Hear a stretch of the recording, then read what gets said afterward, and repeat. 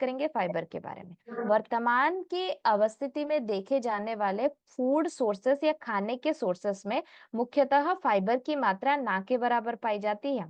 खाने को polished, creamy, soft, delicacy के साथ खाने की वजह से और खाने के अंदर सुंदरता को ऐड करने की वजह से खाने की सारे अनाज, बीज, फल, मूल, साग, सब्जी की ऊपरी परत दिन प्रतिदिन घटती हुई नजर आती है। और इसी घटाव को अगर आप ध्यान से देखोगे, ये सिर्फ कोई फाइबर की कमी, जनरल वीकनेस नहीं है।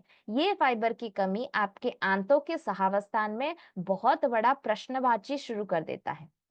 जिस तरह पेड़ पौधों की मौजूदगी हमारी इंसानी अवस्थिति के लिए एक अमूल्य रत्न माना जाता है, उसी तरह फाइबर की मौजूदगी आंतों के अंदर मौजूदा बैक्टीरिया के लिए एक भगवान स्वरूप अवस्थिति मानी जाती है, जो आंतों के अंदर नमी, पानी और अच्छे मिनरल्स को होल्ड करने की कार्य में मदद करते हैं। इसकी कमी कॉन्स्टिपेशन मतलब कब्ज, ब्लॉटिंग मतलब पेट फूल जाना, कमजोर आंतें मतलब आंतों की अंदर गड़बड़ी, डिस्बायोसिस, गैस, एसिडिटी जैसी परेशानियों को बुलावा देती है।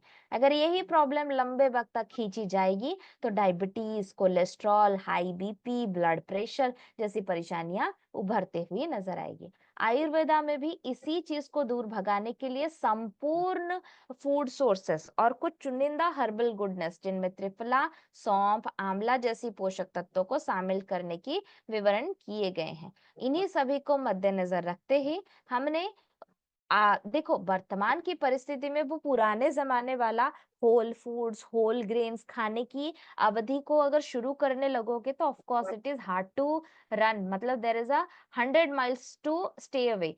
तो मतलब क्या हुआ, बहुत इंतजार करना पड़ेगा लोगों के अंदर इस सही फाइबर की गुणवत्ताओं को अपनाने के लिए। इंस्टेड ऑफ दैट, अगर आप जो खाना खाते हो उसी के अंदर फाइबर की गुणवत्ताओं को बढ़ाना चाहते हो, तो आप हमारा ये एक्टिव फाइबर का कॉम्प्लेक्स, जिसके अंदर इसबगुल मतलब साइलम हस्क, इनुलिन एक तरह का प्रीबायोटिक गुडनेस और फ्रुक्टो ओलिगोसैकेराइड एक एक्टिव लो जीआई सब कार्बोहाइड्रेट, जो सौंफ, अदरक की गुणवत्ताओं के साथ आप सभी की आंतों के अंदर सॉल्युबल और इनसॉल्युबल फाइबर की गुणवत्ताओं को भरने और संपूर्ण करने की जिम्मेदारी उठाता है। जो करेंगे क्या, आंतों के अंदर बैक्टीरिया के समूहों को अच्छे पेड़ पौधों की छाया देंगे और साथ ही साथ पानी को होल्ड करके आपके मल को कठिन होने से रोकेगी। तो अगर next time anyone suffering from कब्ज, ब्लॉटिंग, पाइल्स, कॉन्स्टिपेशन जैसी परेशानियां, तो फाइबर जरूर से रिकमेंड कीजिए।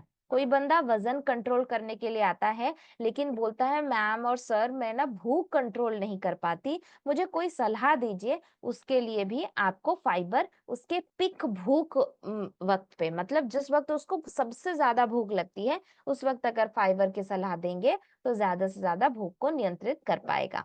तीसरा, गट डिसबायोसिस, गट लीकी गट, अल्सर, कोलाइटिस, ये सारे बीमारी के नाम है। सोचेगा मत कि अंग्रेजी में मैम कुछ बड़बड़ा रही है, बिल्कुल नहीं। ये सारे बीमारी के नाम होते हैं। अल्सर होता है, डाइजेस्टिव या कोलाइटिस होता है, या आपके गट डिसबायोसिस होती है, लीकी गट होता है, पिस्तुला होता है, पाइल्स होते हैं। इन सभी प्रॉब्लम्स के दौरान आप फाइबर को रिकमेंड कर सकते हो। साथ ही साथ लास्टली, डायबिटीज के लोग और हाई कोलेस्ट्रॉल मतलब चर्बी की मात्रा जिनके शरीर में बढ़ी हुई नजर आती है, उन लोगों को खाली पेट एक्सरसाइज से पहले फाइबर को जरूर से अपनाना चाहिए, एक स्कूप खाने के साथ या खाने के बाद। सिर्फ डायबिटीज के बंदे